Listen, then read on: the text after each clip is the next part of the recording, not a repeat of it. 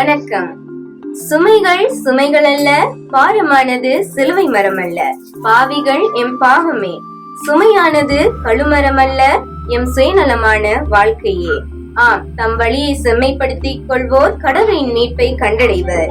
இறைவன் படைப்பினில் உயர்வாய் எம்மை படைத்து வாழ்வுக்குரிய, அதுவும் நிலை வாழ்வுக்குரிய வழிகளையும் தன் வாழ்வில் காட்டி நிற்கின்றார். அவரது வாழ்வில் அன்பு, பிறர் நலம், நீதி, சகோதரத்துவம், தியாகம் போன்றவைகளாலேயே அலங்கரிக்கப்பட்டு காணப்படுகிறது.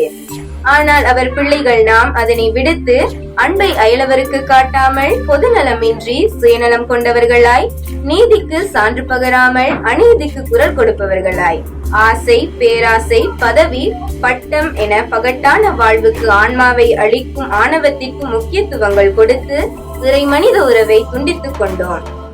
ஏன் இன்னும் இவ்வநீதி பாதையிலேதான் நடக்கின்றோம். ஆம், மீண்டும் ஒரு காலம் தவக்காலம் நம் மாசு மறுக்களை, குற்றம் குரோதங்களை களை அழைக்கின்றது.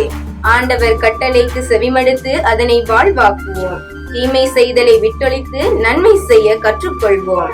எம் கடுஞ்சிவப்பான பாவங்களை ஈசோப்பினால் கழுவி பஞ்சை போல வெண்மையாக்குவோம். பரிசேயர் போன்று வெளிவேடமாய் பிறரால் வணக்கத்துக்குரியோராய் இருக்க விரும்பாமல், ஆண்டவர் ஒருவரே வணக்கத்துக்குரியவர் என்று எண்ணி உங்களை ஆண்டவர் முன் தாழ்த்திக் கொள்ளுங்கள்.